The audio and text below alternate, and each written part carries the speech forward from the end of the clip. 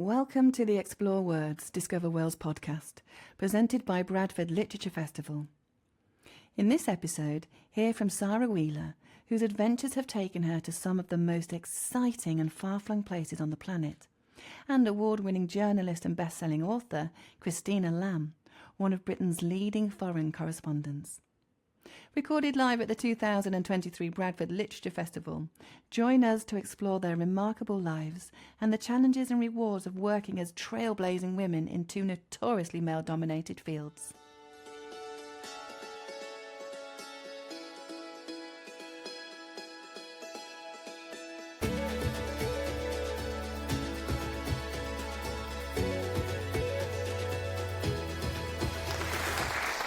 Am I right in thinking this is not the first time that you two have been on a panel together? The last time was 29 years ago. I believe that piece of information has been unearthed from somewhere or other, yes. But it's jolly nice to be here next to Christina again. It's wonderful to have you back together after all these years. And of course we were incredibly young 29 years ago. Let's wind the clock back a bit. Can you tell us a bit about what it was like starting out in your respective professions, and what sort of drove you to up sticks and head out into the great unknown? So I grew up in a very uninteresting suburb of South London and spent all my time in the library reading books, and I think that made me realise that there was a big wide world out there. And so I always wanted to travel and always wanted to write. Actually, I never really thought about being a journalist. I wanted to be a novelist, maybe partly because I'd never met a journalist. And then when I was at university, a friend was going to a cheese and wine party and said to me, "Why don't you come?" And of course, free cheese and wine as a student was very attractive. So I went to this party, and it was for the university newspaper. And so the editor and different section editors were talking about what they did. And I thought, actually, I really like writing, and I'm very curious. My mum would say that I'm nosy. And so I thought I'd like to do that. So I joined the university paper, actually ended up editing it. And so when I left university, I got an internship at the Financial Times for the summer, which was just for 2 weeks, but then I was able to keep extending it because people were on holiday. And then, to me, the foreign correspondents at the Financial Times, which at that point had more foreign correspondents than I think any other newspaper, were incredibly glamorous and exciting. They sort of arrived back. They were known as the Camel Corps, and they came into the office with these sort of satchels full of foreign newspapers. They were, of course, all male. And so I thought that's what I want to be. And basically, it's a long story, but as you mentioned in the introduction, I ended up getting invited to a wedding in Karachi, which was not an ordinary wedding because it was Benazir Bhutto's wedding. And it was an incredible introduction to Pakistan. And I met all these people who were basically risking their lives to try and take on Pakistan's military dictator, General Zia, and had told me about how they'd been tortured and tear-gassed and arrested. And at that point, I was working at Central TV in Birmingham as a trainee reporter, covering local news, and I just thought this is much more exciting than anything that I'm writing about or covering in Birmingham. So I came back and gave in my notice and went to live in Pakistan. So that's how I started. Well, I grew up in a working class environment in Bristol, and everybody was blue-collar Tories, and the Daily Express was the only newspaper that I had ever seen in our flat, and I think it inspired me with an overpowering feeling to get away, which has never left me, actually. And it was a very homogenous background, everybody was like us. And anybody who wasn't like us, we were very deeply suspicious of them. I'm not talking about people with different coloured skins, because there weren't any of those. I'm talking about Catholics. That was about as exotic as impinged on the imagination. And I was a grammar school girl, so that gave me the most tremendous education and I think that I had the best state-funded education any girl has ever had. That's funny, I'm a grammar school girl. And I really am so grateful to that. And of course, when you have children of your own, you want them to have the same thing as you had, don't you, if it was that good, but it didn't exist anymore. Anyway, so I wanted to get away from there. I wanted to be a writer, and it seemed to me that travel was the perfect vehicle to write about other things. You know, it's a metaphor, a vehicle of smuggling stuff in. And, I mean, Christina, as a foreign correspondent, writes everything she writes about is unimportant. Is really important, and everything I write about is really unimportant. And the only justification I can make for that really is that maybe it shines some tiny light on what it is to be human, and I just haven't got and I find that in looking at what I was brought up to believe to be the other, I think maybe it defangs it when you are among the other and you see that the other isn't the other. We are all the other. And so I continued setting my writing, anything I wanted to write, in foreign lands, because I found it the most fertile territory. And so I went on doing that for many decades. And I'm the opposite of an academic in that I'm a generalist, which is very unfashionable, but someone has to be one. So I like to believe someone has to be one. Every book somewhere new and so on. And this last book I've done, which was a sort of memoir of a woman's life on the road, I took down all my notebooks. They were there like soldiers, you know, on my office on the wall with the Tipex countries on the spine. And absolutely astonishing how much I'd forgotten. And why'd I left the best bits out and all kinds of stuff like that. And so there's great pathos. And about this, you know, everything I write about is unimportant. It's the sort of granular detail of humanity. I think that maybe as a foreign correspondent, foreign news, there is a place where those two things join. I remember, for example, Christina wrote this book in 2002, I think it was, Sewing Circles of Herat. And you say at the beginning, I think it is, that I never forget the line you wrote about being so deeply involved with all these people. And then you say, but then I was going to be back soon and I would have forgotten and I'd be away from all of this and I would be sad. And that sort of, it's like a musical overture of coming and going and constant leaving, and the emotional upheaval of life on the road. I'm trying to draw comparisons between what we do, which seems very different, but I think at some granular level. And I do think that there's something specific about a woman's voice in these instances. And that coming and going and the being sad wherever you are, because that's how it is sometimes. You're sad wherever you are. You're not there and you're not here. And I got that very much from that book on Afghanistan, Sewing Circles of Herat. It was 2002, wasn't it? Yeah. And the loneliness of the hotel room. Maybe when you're with the press corps, it's different, but I'm always on my own. And, you know, I know a lot about being in hotel rooms on your own at night, which actually we don't tend to write about very much.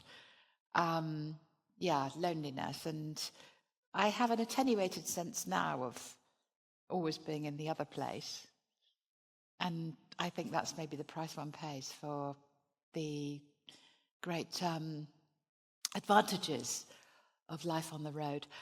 I can't remember what your question even was, but I feel sure I've strayed so far away from it by now that it was like give you a chance to ask another one. So, Christina, as you mentioned, your profession and travel writing as well is very male-dominated, and I'd like to know a bit about, now you both are inspirations for women coming through into the field that you both work in. I wonder what your inspirations and what your role models were when you were sort of starting out. I mean, I think I didn't think about it very much that there weren't many women doing what I did when I went, because I just went as I described. And the first thing I covered was the war in Afghanistan under the Soviet occupation. And so I was living in Peshawar and traveling back and forth into Afghanistan with the Afghan Mujahideen. And there were very few other women doing it.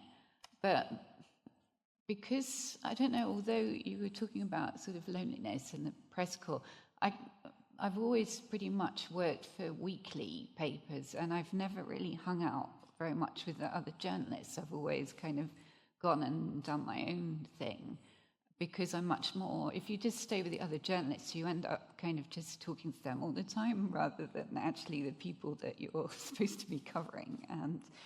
And so I think at the beginning I wasn't so aware of it, and also because it was a different time and there was no internet, there were no mobile phones, it was like I was reporting into a black hole. I just sent these stories by telex, and I used to have to go to the telex operator and bribe the telex operator to send this thing.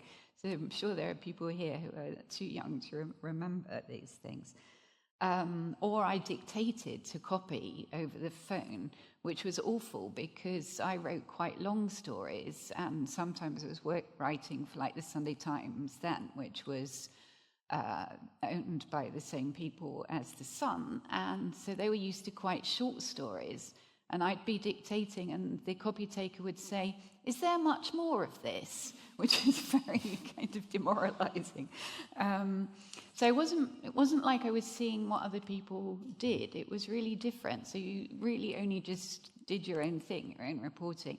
But I was always, right from the start, really interested in what happened to women in war. So I basically became a war correspondent by accident. I didn't set out to cover war. I didn't have some great interest. I hate war, actually. I wish all these wars would end. But unfortunately, we don't seem very good at ending wars anymore, so they all go on forever. And I'm very fascinated in how people live during a war. So, even I just came back from Ukraine.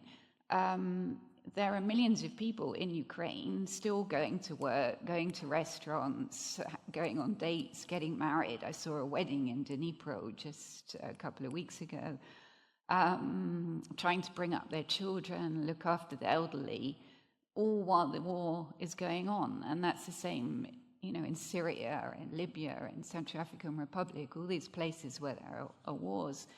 And that's really interesting to me, much more interesting than the actual fighting. And so usually the people who are doing all those things are the women. So I've always talked much more to the women in war. And we can get into that maybe later, but because of that, I've also been very aware of the dark side of what happens to women in war. And it didn't occur to me for a very long time that I was doing something different to anybody else. And I never came back and lived in England and worked as a correspondent for about 14 years. So I was overseas all that time. Then I came back. And then when I was back, I realized actually an awful lot of people are writing about things as if women don't exist. They're writing about wars, never quoting women, or if they quote them, they're quoting them as kind of passive, widows, victims, not as people that have an active role in any way. So I became aware that I was like in a minority of people doing that kind of reporting after I'd been doing it for a very long time, if that makes sense. Now things have changed a lot. Now there are loads of women reporters, and in Ukraine, often women reporters seem to be in majority. So that's great, and it's totally different. But when I first started, it certainly wasn't the case. And I do remember one of the particular Afghan Mujahideen commanders, an amazing man called Abdul Haq, who was the Kabul commander, who was sadly killed in 2001. I was really keen to travel with his fighters to Kabul, and he said to me, "But girls don't go to war." And he made me go because I was very insistent. actually go on a sort of training course with some of his fighters.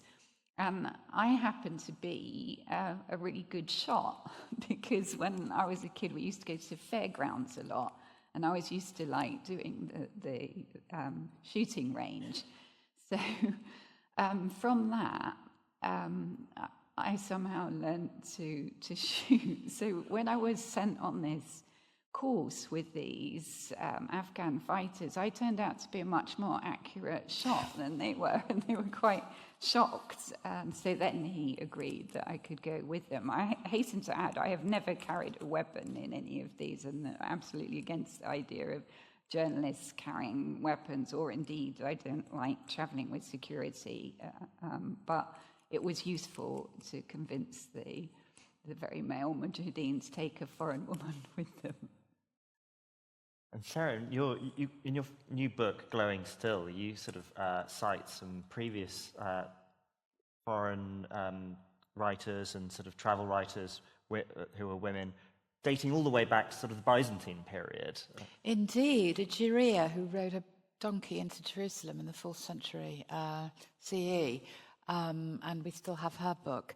But actually, Martha Gellhorn was a great hero of mine, who, of course, is most well known for her war writing. She said, "There is no victory or no defeat, there is any catastrophe." And it was always the war that won.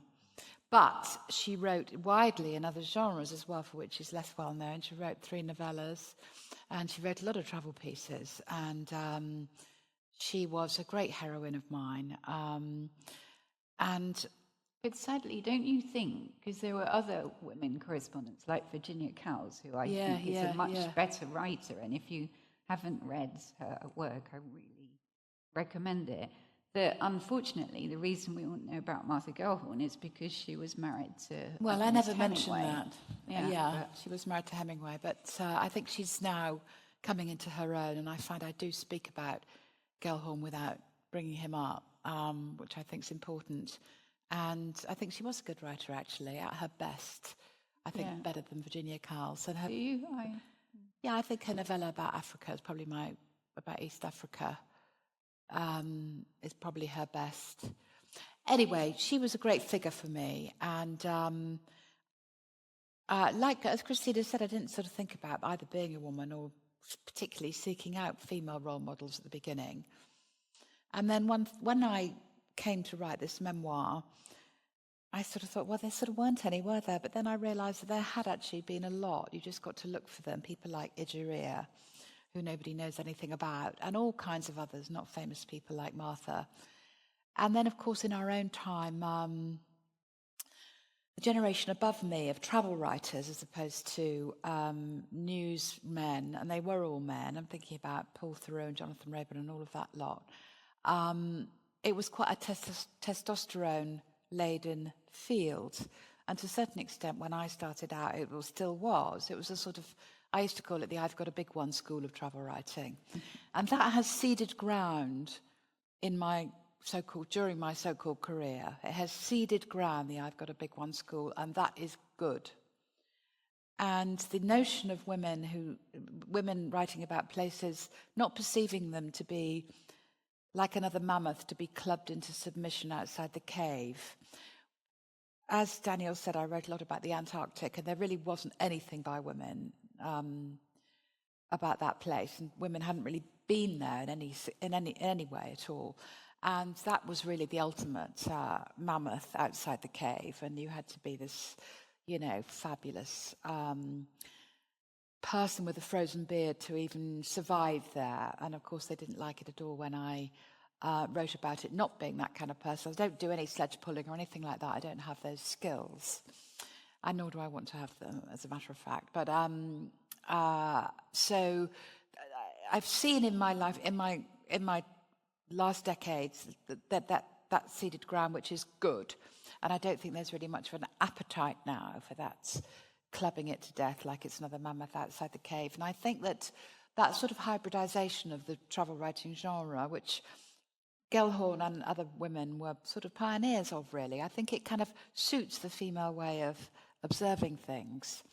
And I've seen female travel writing gain ground in the way that the other kind has ceded because of that observation. And there's no question about it that you have tremendous advantages just hanging around. I mean, travel writers, what you do really is you hang around waiting for something to happen. And you have huge advantages as a woman. I mean, I was in Chile for 6 months. Pinochet was no longer head of the government, but he was head of the army. He was still there, like this sort of eminence grise in everybody's head. And I learned more about what it really means to live under a brutal dictatorship around kitchen tables high up in the Andes, from women with, a baby in one arm and toddlers in the other. And they wouldn't have invited me in had I been a man, because you can't just go around in any culture at any time inviting strange men into the kitchen. It's not a sensible thing to do. And so I felt I had access. Well, I did have access. And why not take advantage of it? When I came to try and sort of, not sum up, that's too grand, but put all these memories together and try and say something about what's happened to travel writing and to travel in the past 4 decades while I've been at it. In this book, Glowing Stills, I tried to say look at these notebooks and say what's funny, what's changed. Well, that's everything. We could talk about that later, how travel's changed. And what's important, which is sort of tangentially referring to the really important things that Christina writes about. I thought, well, do women really do this differently? And there was somebody who was around the whole time I was writing, who was the sort of grande dame when I started, called Dervla Murphy. I expect some of you know her. And I admired her, massively. I miss her. So when I started thinking about doing this memoir, I said, Dervla, I'm thinking about doing this, but do you think that really women do it differently in our game? And she said, I'm not sure. She said, sometimes they don't even know if you are a man or a woman. And she said, I remember I was in Cameroon, and she said, I'd been traveling with this bloke, he was a kind of guide, for 4 days, when he said to me, are you a man or a woman? And I said, goodness, Dervla, what did you do? She said, I lifted up my T-shirt and showed him my tits.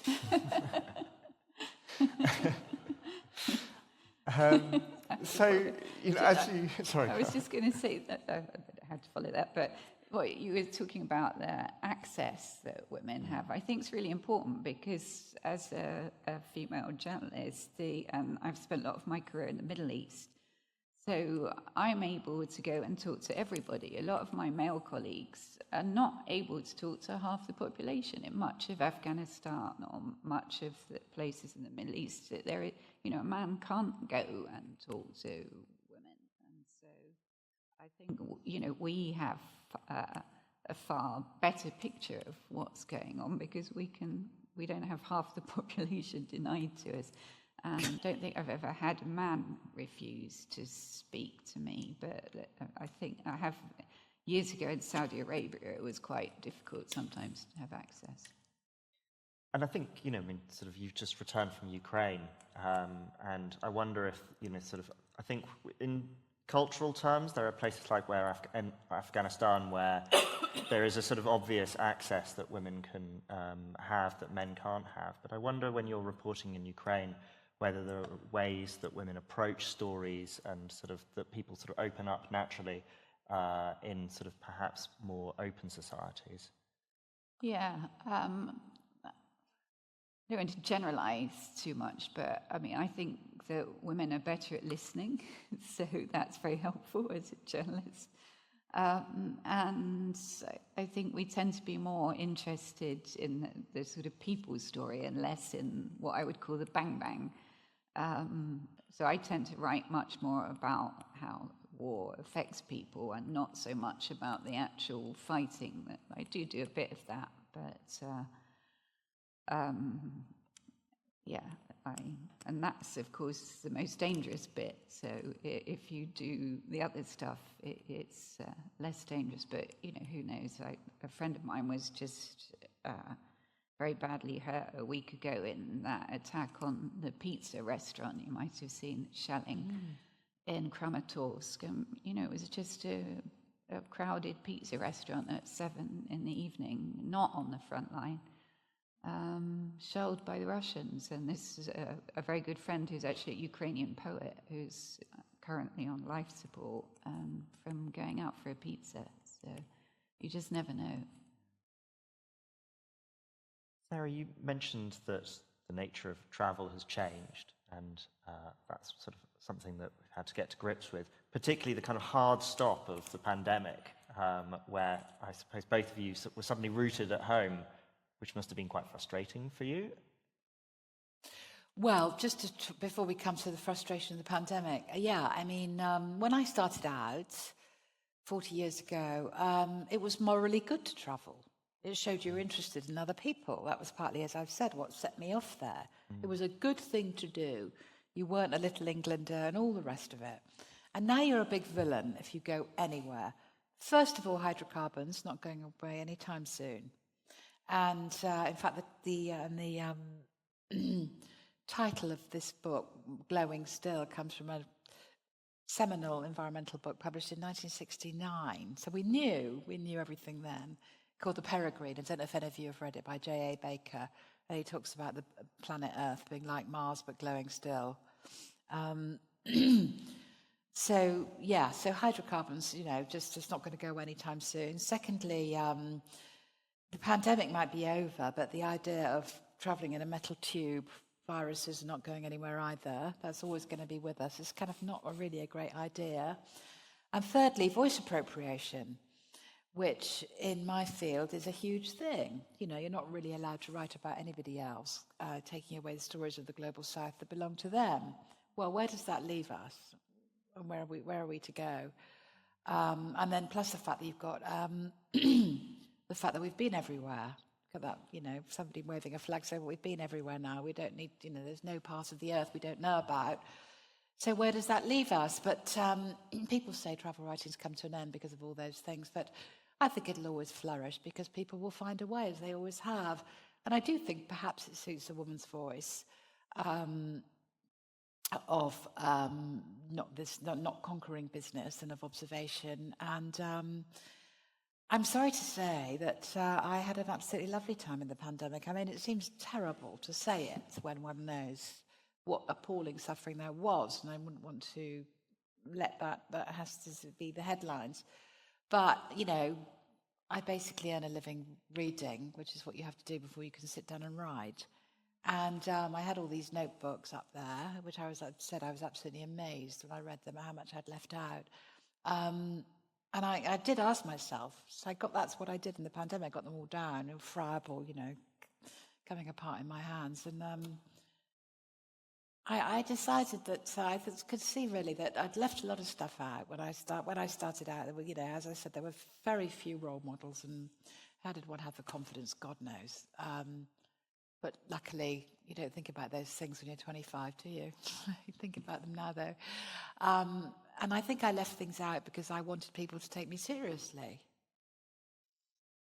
And now I'm 62.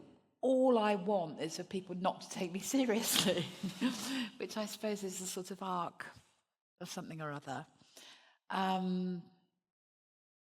So that's what I did. I got all those books down and I tried to stitch them together into some kind of memoir, saying what's happened to travel in that time, what's happened to me in that time, and put in some of the best funny stories, which always seem to involve lavatories in the Antarctic, penguins coming up through ice holes and so on, which I learned that is a very evocative image. British readers have an insatiable appetite for.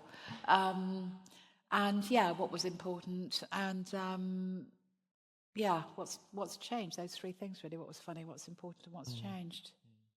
So you don't have any fear that travel writing will has no future? No, not remotely. No, people will find a way. There'll just be less flying around, perhaps, which could be a good thing. Less going somewhere. It's always been a silly idea to go somewhere just because nobody's ever been there. I mean, what sort of reason is that to do anything? And that's now been removed from us. The Antarctic was a different thing, really, because it was this kind of enormous place, 1.5 times the size of the continental United States, which doesn't sustain life. It's extraordinary. And it was unowned, so I was young when I went there, and It's a very potent thing, this unowned land. There's never been any wars there, and never will be. No pollution, no wars, no people. It's this pristine symbol of what the planet could be, and that's what young writers should think about. It was it was several decades later that I started looking north to the Arctic, because that's the opposite of all those things. The Arctic's a symbol of what the Earth is. Tons of people all been dragged into the cash economy, and with same disastrous consequences. I'm talking about indigenous peoples all around the circumpolar north, of which there are 37 different groups in Russia alone, Russian polar peoples, all dragged into the cash economy. Terrible results, as I say, and degradation, and it's not even defined, the Arctic. Where does it start, where does it finish? It's desperately polluted, all these bioaccumulative disruptors that the people at the top of the food chain, PCBs, all the things that we down here have done. It's just a symbol of the terribleness of what planet Earth is. So it's much more suitable territory for a middle-aged writer. I think I was 50 when I wrote my book about the Arctic. And it was those two things. I remember one of my kids said to me when that book was published, "Well, Mum, how do you feel? You spent so much of your life writing about the Arctic and then the Antarctic before it. How do you feel today?" And I said, "I feel very glad there's only two poles." And he said they call Everest a third pole. I said, "I really wish you hadn't said that." So is that next on your list? No, totally not. And Christina, you wrote a book on what you experienced in Shropshire. In the pandemic, yeah. So, of course, the pandemic was very problematic for foreign correspondents because we couldn't travel. So I reinvented myself as a home news correspondent, which I had never reported on my own country since I'd left Birmingham back in 1988. And so in a way, this was like a foreign country to me.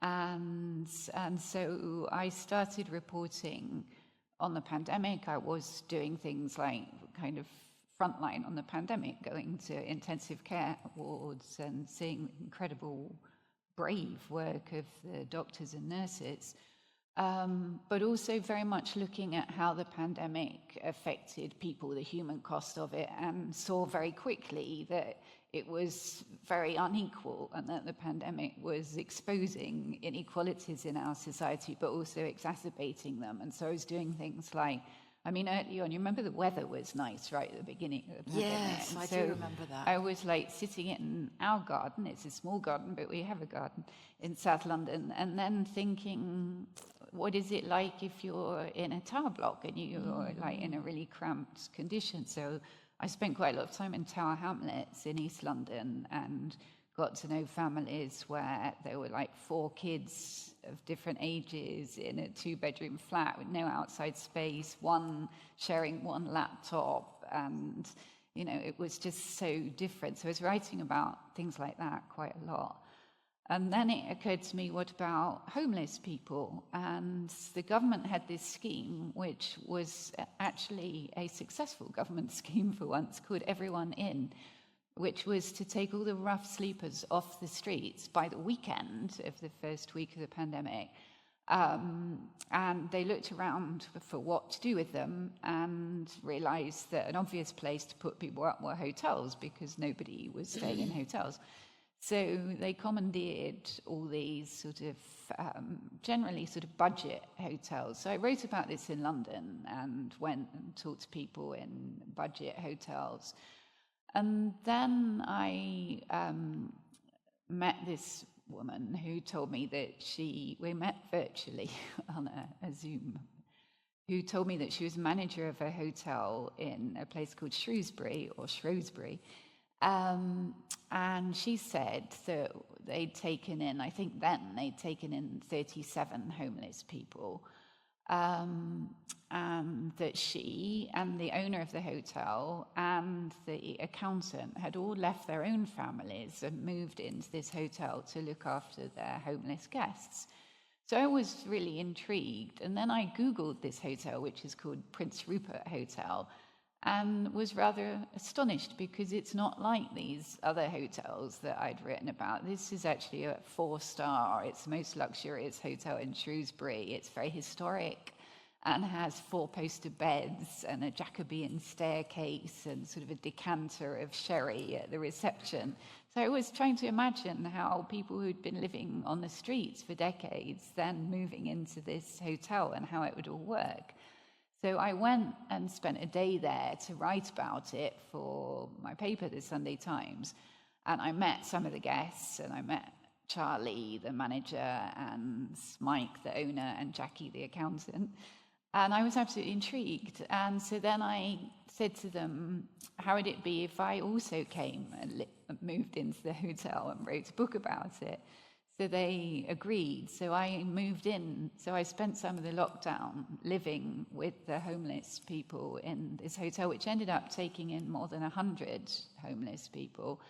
And actually, when it came to the end of the first lockdown, and you might remember, because it was sort of gradual how things reopened, and hotels were the last thing to reopen, which was in the July.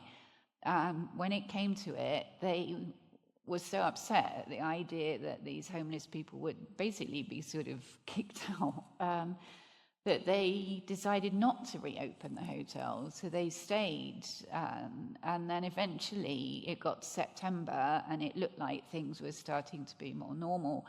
And a lot of their homeless then had been rehoused, so they only had 25 guests still. So they then reopened and had this weird period where they had regular guests and homeless guests. And the homeless guests were actually a bit annoyed because they'd had the full attention up till then. And then they felt they were sort of being treated as second-class citizens compared to the paying guests. So some of them even posted reviews on TripAdvisor. But others would sort of hang out in the bar, and one of them, Bev, she was a real character, and she said to me that she used to give like advice to the paying guests of things to go and see in Shrewsbury. She just used to make up stories of like, oh, Anne Boleyn stayed in this place, or and so they'd go off and see all these things. But then we went into lockdown again. So this hotel, over a period of a year until the end of March of last year, basically was a place for homeless people. And what really intrigued me was that I think we saw during the pandemic how it sort of brought out the best and worst of people. Brought out, a lot of compassion, a lot of people volunteering, a lot of we got to know our neighbours on our street in a way we never had before, and people helping each other out. And this hotel, these 3 people, the owner, the manager, and the accountant, what was really intriguing to me was they had no interest really in homeless people before. In fact, the owner said to me, he used to walk past homeless people and think, why don't they get a job? Why are they like littering the street? And their views completely changed as a result of this kind of weird year that they had. And they feel that they were the ones that really benefited from the year more than the homeless people. So it was, to me, a really nice story of compassion, but also a way. I tend to write books which are about difficult issues. My previous book was about rape in war, but it was a way of being able to write about homelessness in a much more accessible way, maybe, than if I'd just, gone and sort of talked to academics and gone to shelters and things, because this way I actually lived with them. And they couldn't, because we were all in lockdown, they couldn't avoid me. So, of course, some people were wary and didn't want to tell their stories, which is fine. But other people really, really liked having somebody to tell their stories to. That is fascinating, as is your book. And I'd like to ask you about, you say Everybody In, which one is so thrilled that one government scheme succeeded. Well, it succeeded and it But didn't. I want to ask you about now, because now it comes up now a lot in terms of that's all well and good, but now actually all the good has been undone. Yeah, I mean, what it showed was that if you had the political will and the money, and it didn't actually cost that much money, you could end homelessness. We are, after all, the 5th or 6th most affluent country on earth. We shouldn't really have this huge homeless problem that we have. But where it didn't succeed, I mean, it succeeded in bringing people off the streets, but of course many of these people are challenging individuals. Many people were drug addicts or alcoholics or had suffered abuse. They needed more than a roof over their heads. And I think what was difficult for the hotel, particularly Charlie, the manager, who is an absolute lovely person, she thought if I cook them really nice food and we look after them and I give them hugs, that will change their lives. And it did make a difference because many of them, hadn't experienced that for a long time. But it wasn't enough. They needed support, they needed counselling, and that was the missing part of the equation. They didn't get that kind of support from the social services, partly because it was locked down and so people were all working from home and they were offered Zoom sessions. They were actually given tablets like iPhones or iPads by the local authorities, which they immediately all sold to buy drugs or different things. But, it was a bit much to expect people who had lived, some of them had lived 30 years on the streets, to actually sign up for Zoom sessions at a particular time and do that, I think.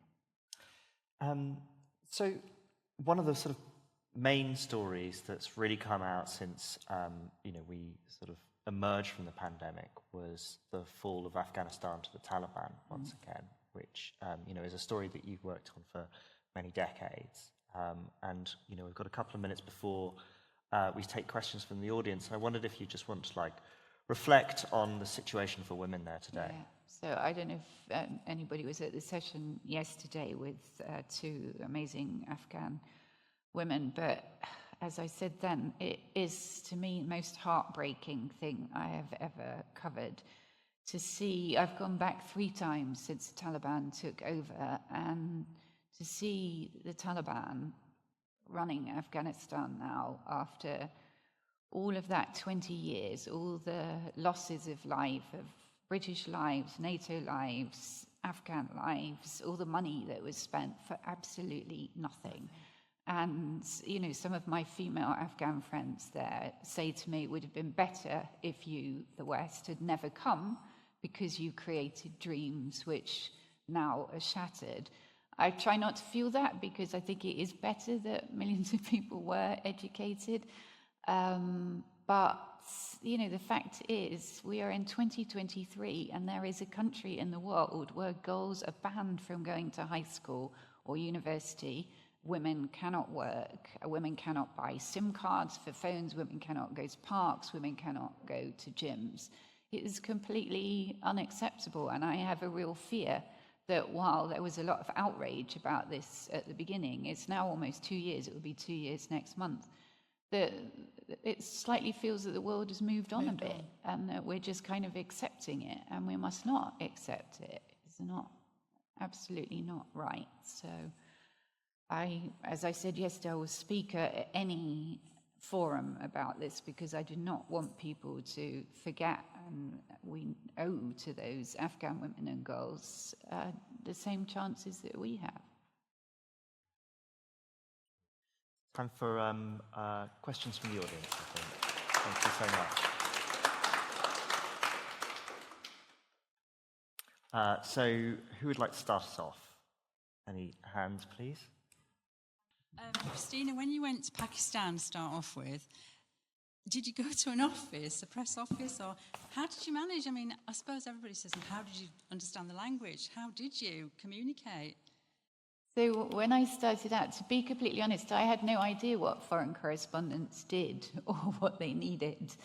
And so I just went to Peshawar, and I knew that there were 7 different Afghan Mujahideen groups fighting against the Russians, and they all had offices. And I was freelancing. I wasn't working for any particular newspaper or magazine. So I went to every one of those offices and talked to the spokesperson. And actually, I mean, most normal journalists just sort of found out which of those groups were the most effective. I mean, what we were all trying to do was get into Afghanistan with them. So which group was taking journalists, which was easier to go with, going to the most interesting place. I didn't do that. I went to see all of them, which actually turned out to be lucky, because the smallest, most insignificant group was run by somebody called Professor Mujahidi, and his spokesman was somebody called Hamid Karzai, who at that point no one had ever heard of. And so we ended up becoming very close friends, because he was very excited that a foreign journalist had come to speak to him. And he turned out to be a real Anglophile who loved Cadbury's chocolate and Somerset Maugham stories. And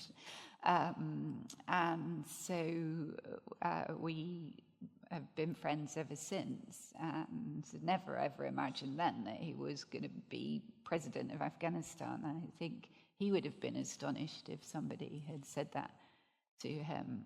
So that just shows the sort of, I'm sure as a travel writer, often going to places that you don't think there's any point in going to actually end up being the most interesting. Oh, absolutely. Climb every mountain, yeah. Climb every mountain and make a decision you're going to go somewhere, and then it doesn't really matter if nothing comes of it, because it's the journey getting there, and something will come out of it, and if it doesn't, that's fine too. It all goes in. And I do believe everything comes out somewhere in some form or other once it's all macerated and stewed away.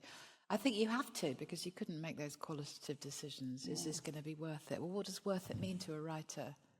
I always say to young journalists that I always find that the last interview is the most interesting. Rewarding. Just like if you're in a refugee camp, you've been there all day, it's hot, dusty, you've been talking to loads of people, and then you think, I'm going to go, and then it's always that one last person that you decide to speak to really has the most interesting story. It's funny.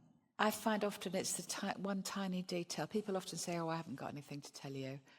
And they drone on, and there isn't that much. And there'll be one tiny detail, and it's like splashing a mosaic with water. In my mind, anyway. Suddenly, this one detail, the specificity, which is everything in all writings, isn't it? Specificity can make you see. Any other questions?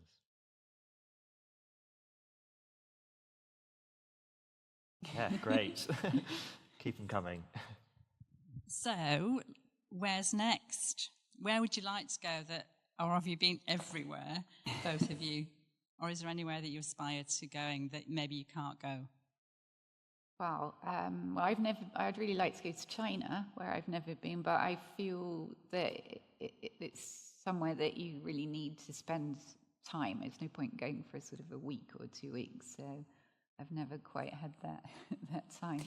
There are a lot of places as a journalist that it's become difficult to go to because we're not getting visas. And we're now in a bad situation with Afghanistan because, so there's a rather bizarre situation where the Afghan embassies from the old government, which doesn't exist, are still operating. So I can get a visa in London from the ambassador of a government that ended 2 years ago.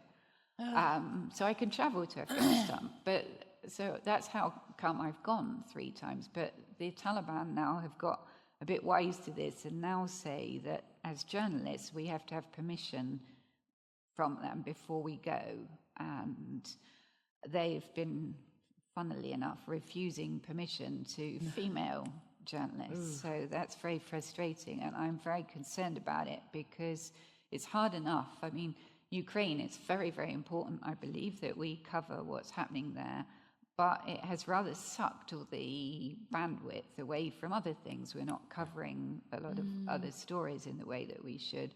I'm very concerned that we don't forget what's happening in Afghanistan, but if we can't go there, and there's also few journalists now operating there because the Taliban are making it so difficult for journalists within Afghanistan. So that's very difficult. And that's, there are other places too that are making it difficult for us to get visas to go to because they don't want people to know what's going on.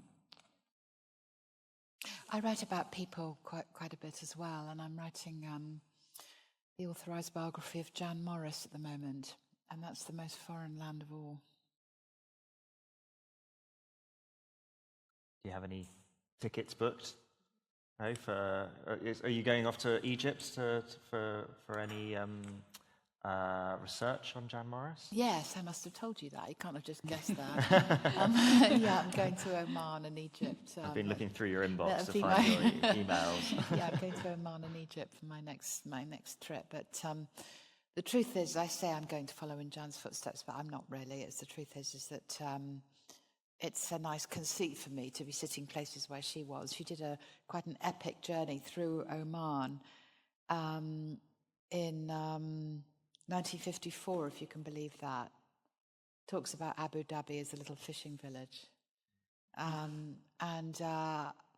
It's nice as a romantic idea for me to think of her being in those places, even though they're all completely unrecognisable. And it gets me out of the archives. Well, I just came back from Iceland, which isn't my usual. There's no war. In fact, it just came number one as the most peaceful place on Earth in the Peace Index. Is that why you went? No, it was kind of weird. The paper asked me to go and interview the Prime Minister, female Prime Minister, and I was actually in Ukraine, in eastern Ukraine, really, on the front line when they were asking me. So I was contacting our travel office, asking them to book me flights to Reykjavik, and they were rather baffled because they were like, "Oh, you're in Dnipro and Donetsk." But I mean, it's quite hard doing all this, like, quite traumatic conflict stuff the whole time, so I like to balance a bit. I mean, you might be aware that a lot of my work, apart from trying to remind people about Afghanistan, I campaign a lot about the enormous epidemic of rape in war.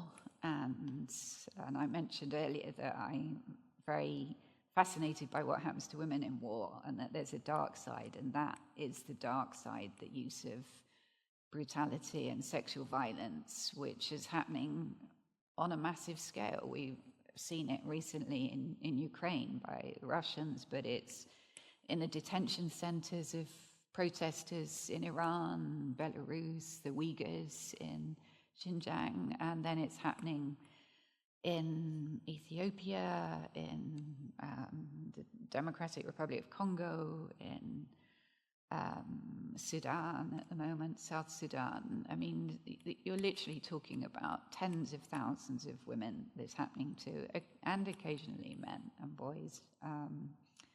And almost nobody's brought to justice. It is the world's most neglected war crime, and accountability is absolutely the exception, not the rule, which is very frustrating. And if it seems slightly odd to talk about positives from Ukraine, but if there is one positive, it is that for the first time we've really seen a lot of reporting on this issue.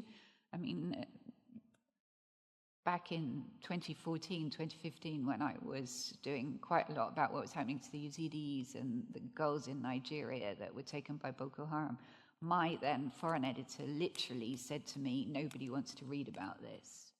And I was lucky because we had a female editor of the Sunday Times magazine, so she would publish things in the magazine. So that's how I got the stories. So now to see it being written about everywhere is really good, and I hope that that is going to bring attention to the issue to help women in all these other places where it's happening. Yes, madam. First of all, thank you both for a fascinating discussion. I really enjoyed it. Just wanted to ask you, Christina, that some of the stories that you're covering, in particular, rape as a weapon of war, must have surely an impact on you personally. And I've just recently read the memoir of Fergal Keane and his PTSD problems. How do you cope with that yourself? I'm not sure if everybody heard. It was about the effects on me or other reporters of reporting these kind of traumatic things. Of course, and I've read Fergal Keane's book, which I found very hard to read because it was a bit too close to home, I think. I mean, for me, however difficult these stories, and that book on war rape, Our Bodies, Their Battlefields, was by far the hardest book I've written. However hard it was for me to write, it's much harder for the women to tell their stories, and they very bravely did. And of course, you know, to actually go through those terrible experiences. So, but I couldn't write very long on that book, you know, each day. And so I kind of, you know, go and walk in the park, I'd look at trees, go to the theatre, try and do completely different things. But I think what really keeps me going is, although I go to bad places where people are doing bad things, it's sort of where you also find people doing the most remarkable things too, and you come across people, really inspirational people. So I was lucky to work with Malala, for example. I worked with an amazing Syrian refugee called Nujeen from Aleppo, who travelled all the way from Aleppo to Germany during the refugee crisis. And she's one of these people that if you spend an hour with her, you just feel better about life. She has a real gift of happiness, even though she has cerebral palsy, she's in a wheelchair, and she, I mean, if it's hard enough being a refugee crossing a continent where nobody really wanted you, to be a refugee in a wheelchair was way harder. So I've met all these amazing people. In my book, Our Bodies, there's some real heroes. Actually, interestingly, they're men, the heroes in that book, a lot of them. One of my personal absolute heroes is a man called Dennis Mukwege, who runs something called Pansy Hospital in Bukavu in eastern Congo. And his hospital has treated 55,000 women who have been raped and children. When I was there was a baby of 6 months that had been raped that was brought in. And that man is phenomenal. He risks his life. He has had several assassination attempts. And he's just absolutely inspirational. So I feel, you know, very lucky that I can go and meet these people. And it gives you somehow a bit of faith in humanity that even in these really bad places, there are people doing amazing things, and sometimes maybe very small things to make a difference, but they are. And Malala says one book, one pen, one goal, one teacher can change the world. And I feel like I've seen that. I've on the ground seen how somebody, they might not think that they're making much difference. And Ukraine, very good example of it. The amount of volunteering, you know, everybody is making food to send to the military, or making black jackets, or raising money to buy drones and night vision glasses. It really is quite incredible, the level of involvement of ordinary people. Well, let's hope that we don't have to wait another 29 years to get you guys back together. But thank you so much, Sarah and Christina. Thank you. Thank you.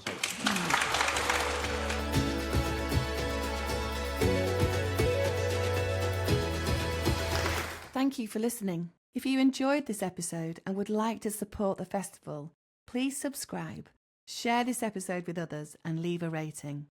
Don't forget to mark your calendars as the Bradford Literature Festival returns for its 10th year from 28th of June to the 7th of July 2024.